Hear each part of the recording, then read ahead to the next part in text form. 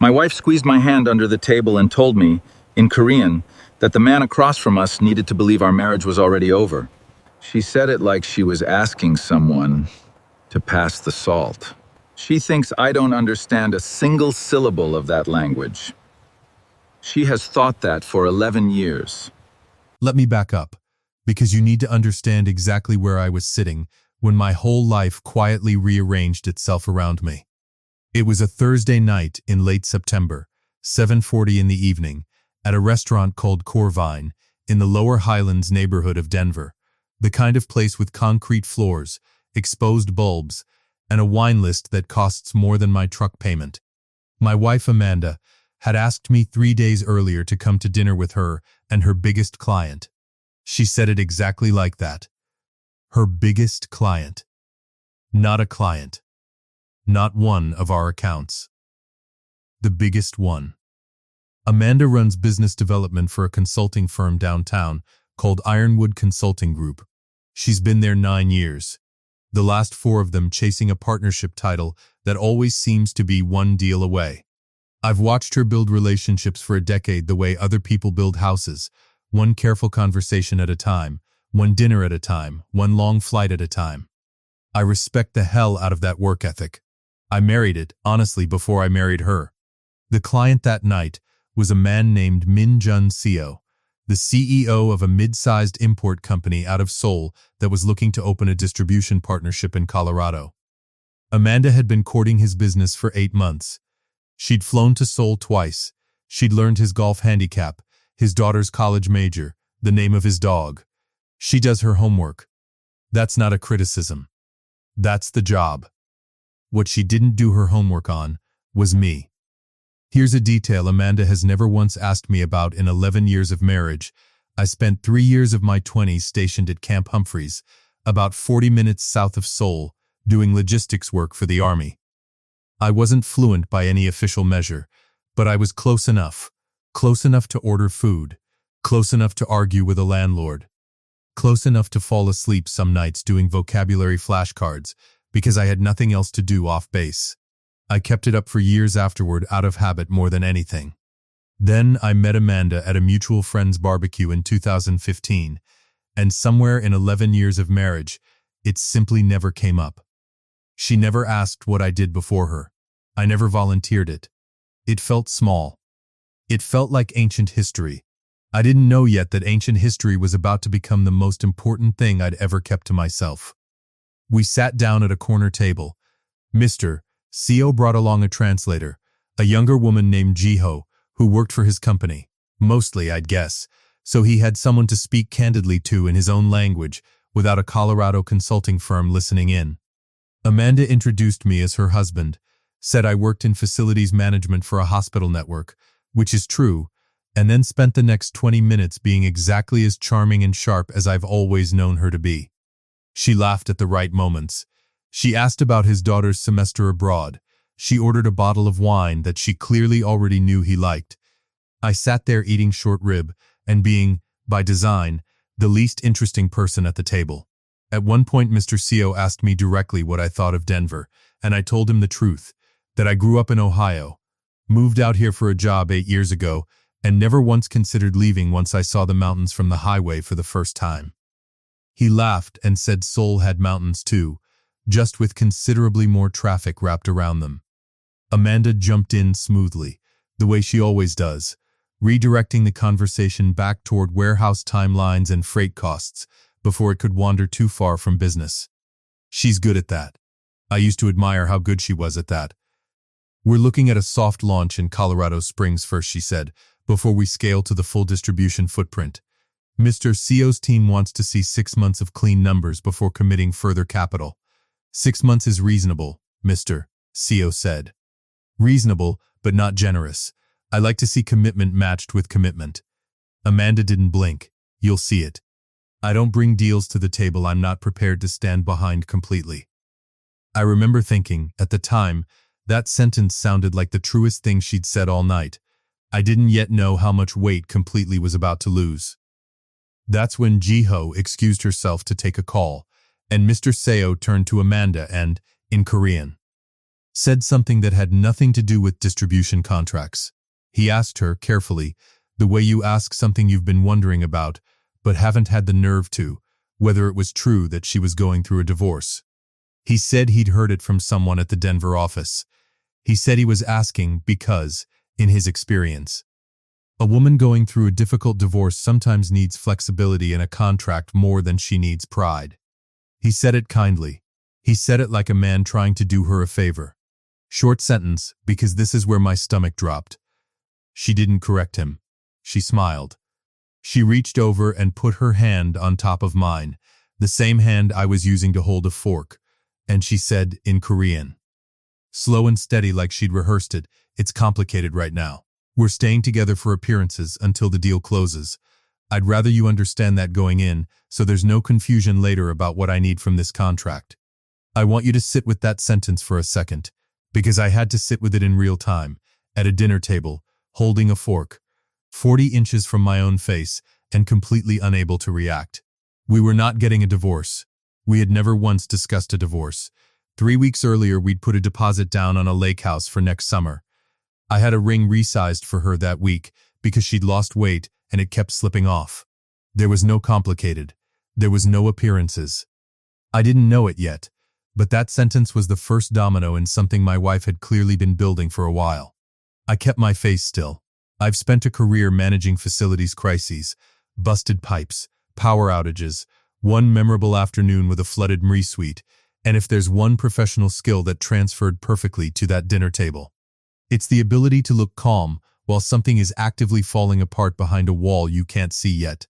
Mr. CO nodded, satisfied, and the conversation slid back into English, back into distribution timelines and warehouse square footage, like nothing had happened. Amanda ordered dessert. She asked me, in English, if I wanted to split the chocolate thing. I said sure. My voice came out completely normal. I don't know how. We drove home mostly in silence, which wasn't unusual. Amanda often decompresses after a big work dinner by staring out the window and mentally replaying every sentence she said. I used to find that endearing. That night I used it as cover to replay every sentence she'd said, in a language she thought was a locked room. We're staying together for appearances until the deal closes. I turned that phrase over so many times in the passenger seat that by the time we pulled into our driveway on Perry Street, I'd built 4 different versions of what it might mean, and every single one of them was worse than the last. Version 1, she'd already decided to leave me and simply hadn't told me yet. And she was using our marriage as a prop for a deal. Version 2, something was wrong with our finances or her career that I didn't know about, and this was a strange kind of insurance policy. Version 3, there was someone else, and the complicated story was cover for something already in motion. Version 4, the one I liked least and believed most by the time we got inside, some combination of all 3. She kissed me on the cheek in the kitchen and told me the dinner had gone even better than she'd hoped, that Mr. CO trusted her, that the contract could close by Thanksgiving, that this could finally be the deal that got her the partnership. She said all of it with her eyes bright in a way I hadn't seen in months. Genuine excitement. Not a trace of guilt. That's the part that scared me the most. Not the lie. The ease of it. I didn't say anything that night. I want to be honest about that, because a lot of these stories make it sound like the husband immediately confronts, immediately demands answers, immediately blows the whole thing up in one dramatic scene. That's not what happened. What happened is I lay in bed next to my wife of 11 years, staring at a ceiling fan I'd installed myself 2 summers ago, doing math on a marriage I thought I understood completely. I decided, somewhere around 1 in the morning, that I wasn't going to tell her what I understood. Not yet. If she was willing to sell a fake divorce to a client's face without blinking, I needed to know exactly how deep that went before I said a single word. The next morning, over coffee, she asked if I'd slept okay. I told her I had. That was the first lie I ever told her. It would not be the last one either of us told that week, and it wouldn't be the biggest one either. I went into work that Friday running on maybe 2 hours of actual sleep, and it showed. I manage facilities for a 3-building hospital campus, which on a normal day means fielding calls about broken exam room doors and a chronically temperamental boiler in the East Wing. That day I signed off on a purchase order without reading it and had to call the vendor back 20 minutes later to fix my own mistake. My coworker Danny, who's covered my shifts and I've covered his for 6 years, finally asked if everything was okay at home. I told him it was just a rough night. He didn't push. Danny's the kind of guy who knows when to let something sit. And I've never appreciated that quality in a person more than I did that week. You'd tell me if it wasn't, right? He said, half joking, sliding a coffee across the break room table toward me. Yeah, I said. I'd tell you. I wouldn't, actually. Not yet. Not until I understood what I was even telling. 2 days after the dinner, I called an old friend from my army days.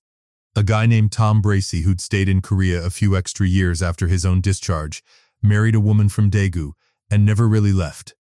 I hadn't talked to him in probably 3 years. I told him I had a strange question and I asked him, hypothetically I said, though we both knew it wasn't, what it might mean for a wife to tell a client her marriage was ending purely for negotiating leverage. Tom didn't laugh. He said something that stuck with me for the rest of that week. In his experience doing business over there, people don't invent sympathy angles randomly. They reach for whatever story makes them look like they have less to lose.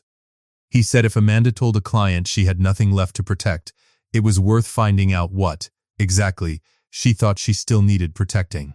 I didn't know it yet, but that question, what does she still need protecting, was about to answer itself faster than I expected. Welcome back to Sweet Family Revenge. Grab your snacks, get comfortable, and remember, the people in these stories had every chance to behave themselves. They just chose wrong. Drop a comment and be sure to subscribe. You're going to love it here. 6 days after the dinner, I found the folder. I want to explain how, because it matters for what came later. Amanda keeps a home office in the spare bedroom, and she's never once asked me to stay out of it. I went in that Wednesday afternoon to grab the stapler. That's the whole reason I was standing at her desk with nothing on my mind except office supplies. Her laptop was open, unlocked, mid-download on something. The file names on her screen stopped me cold, because one of them said, in plain text, post-nup draft, do not send yet. We don't have a postnuptial agreement. We've never discussed one. We got married with nothing. No prenup, because neither of us had anything worth protecting 11 years ago. And it never came up again because we built everything together after that. I opened it. I'll own that completely. I opened a document on my wife's laptop that wasn't addressed to me. But by that point I'd already heard her tell a stranger our marriage was fake, for business purposes, so I'd stopped operating by the rules of a marriage where I trusted her by default. The draft was dated 3 weeks before the dinner with Mr. CO. 3 weeks before. This wasn't something she'd cooked up in a panic at the table. This was planned. It laid out, in careful legal language drafted by an attorney named Patricia Nowak, a proposal to separate our finances entirely, including her upcoming partnership bonus, which the document specifically noted would likely exceed $400,000 if the CO contract closed, and which the draft classified as her sole property, untouched by anything resembling our marriage. Short sentence, because I needed one, this had nothing to do with a client's comfort level. This was about money, and it had been about money for weeks. I sat down in her office chair, the good one with the lumbar support I bought her for her birthday 2 years ago, and I read that document twice. Then I closed the laptop exactly the way I'd found it, and went back downstairs and made dinner. Because it was Wednesday, and dinner needed making, and I genuinely did not know what else to do with my body. The next morning I called a lawyer of my own. Her name was Renata Osei, recommended by a guy I used to work with, whose divorce had gone about as smooth as these things ever go, which is to say not smooth at all, but he came out the other side able to speak calmly about it, and that was the closest thing to a reference I had. I told Renata everything, the dinner, the language, the post-nup draft, the bonus, all 11 years.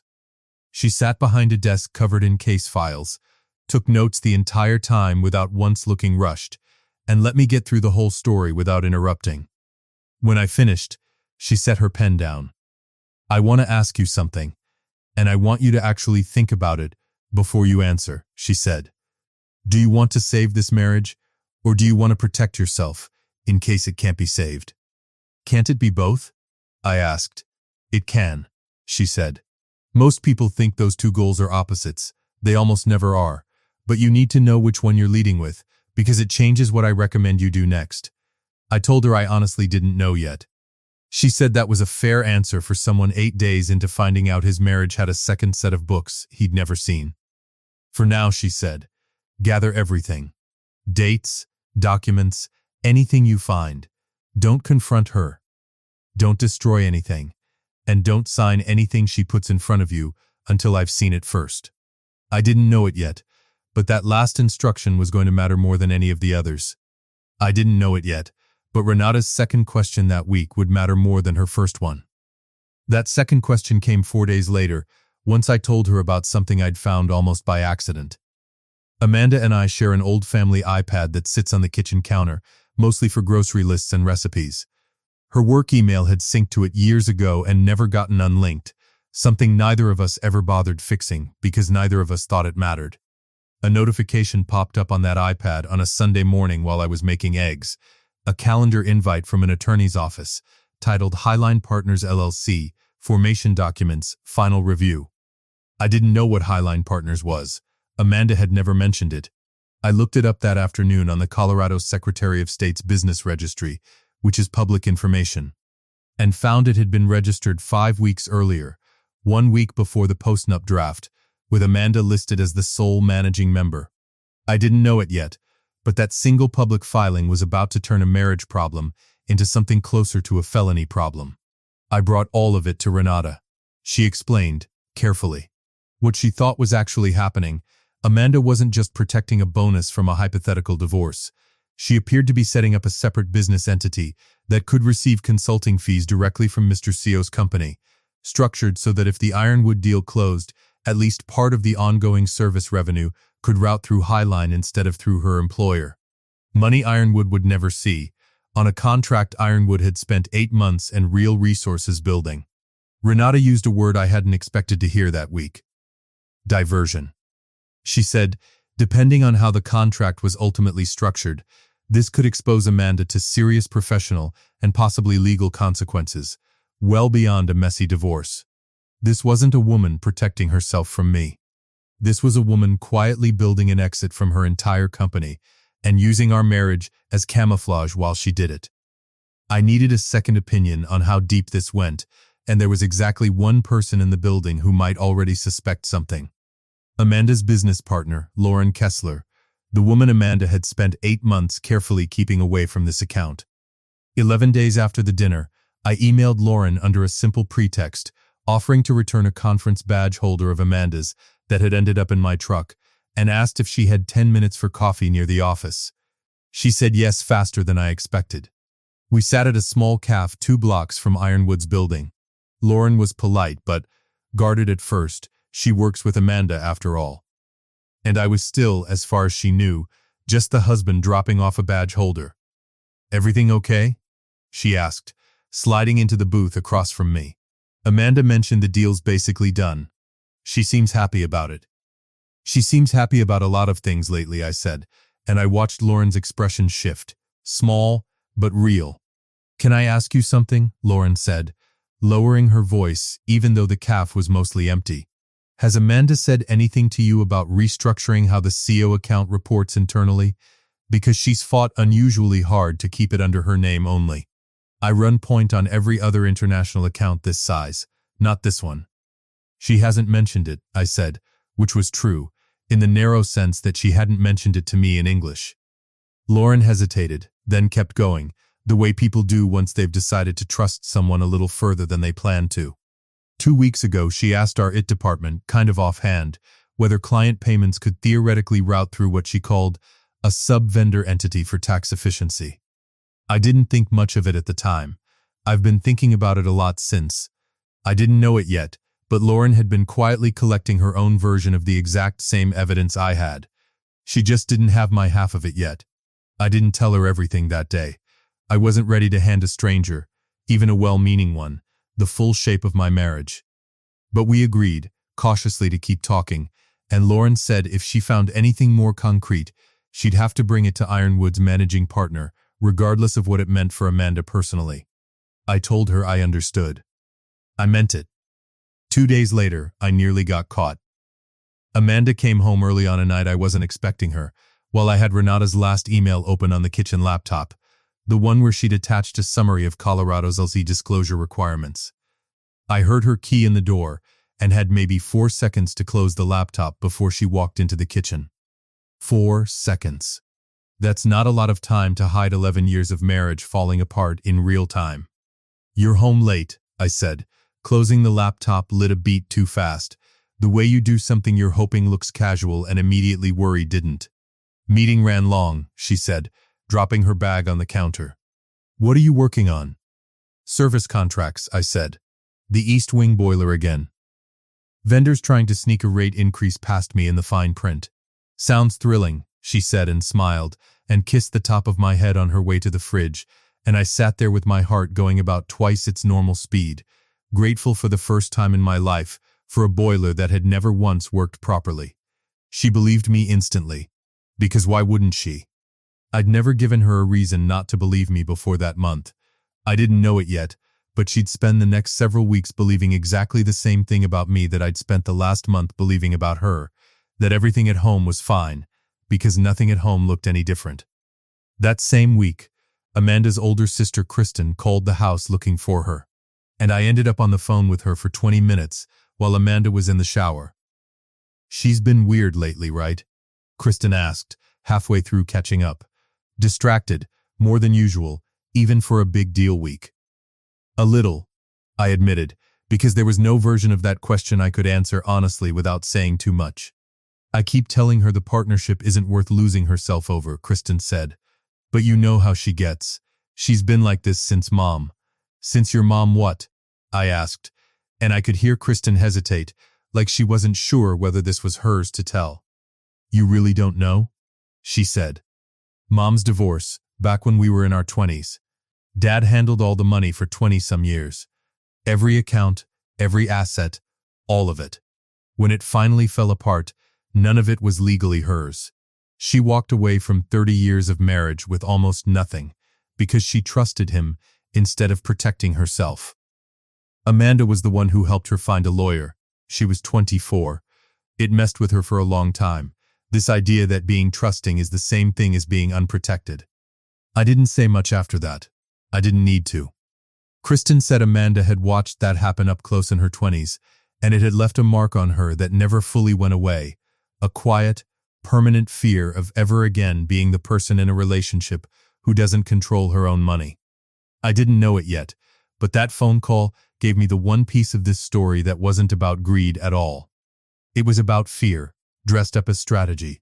It didn't excuse what she was doing, but it explained it, and there's a difference between those two things that I needed to hold on to if I wanted any version of this marriage to survive what was coming. 15 days after the original dinner, Amanda told me she had one more dinner scheduled with Mr. CO before the contract's final signing, a smaller, quieter dinner this time, just the two of them and his attorney, to finalize what she called structuring details.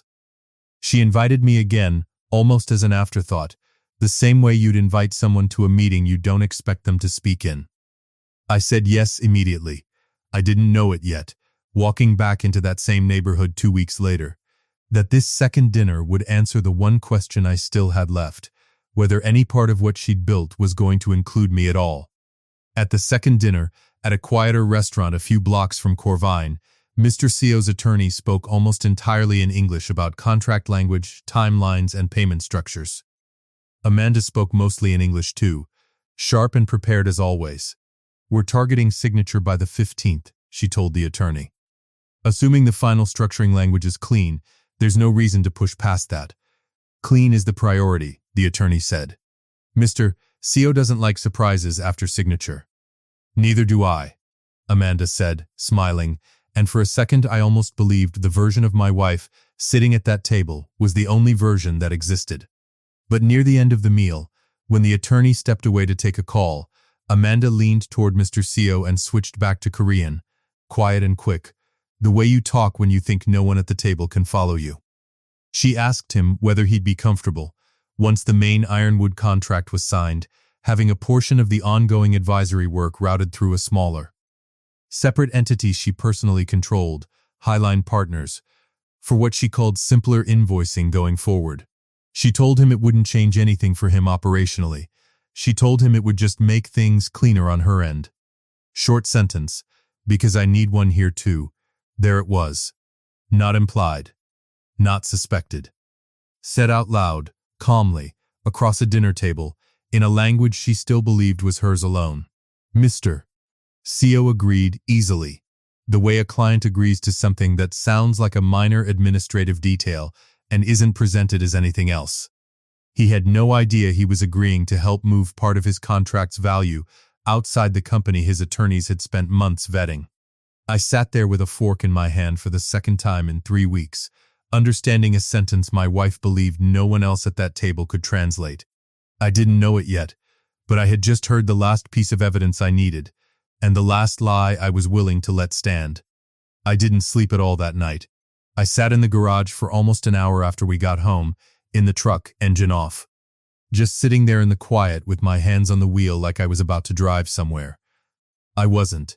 I was trying to figure out what kind of husband does what I was about to do, walks into a conversation with his wife's client, and hands him the truth, knowing exactly what it might cost her.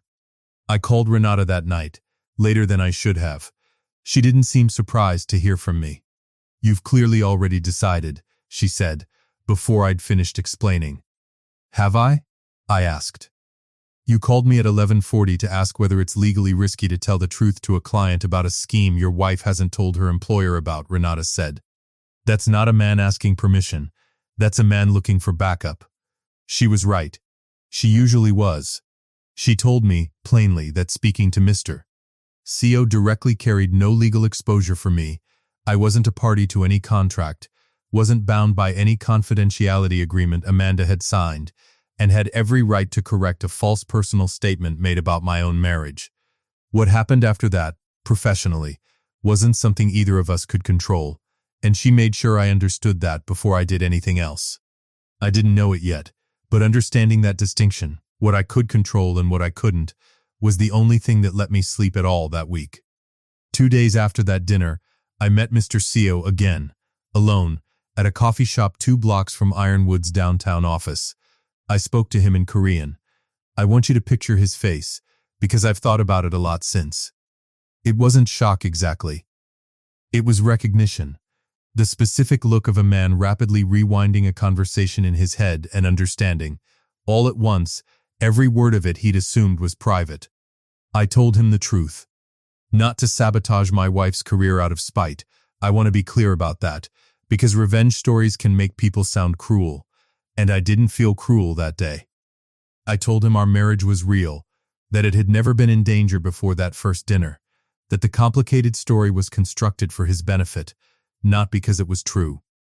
Then I told him about Highline Partners, the public filing, the timing, the invoicing conversation he'd agreed to 2 nights earlier without fully understanding what it meant. He was quiet for a long moment. Then he said something I didn't expect, that in his experience, a person willing to lie convincingly about something that personal to close a deal was usually willing to lie about other things too, and that he'd already had a nagging feeling about why Lauren Kessler kept getting kept at arm's length from an account this size.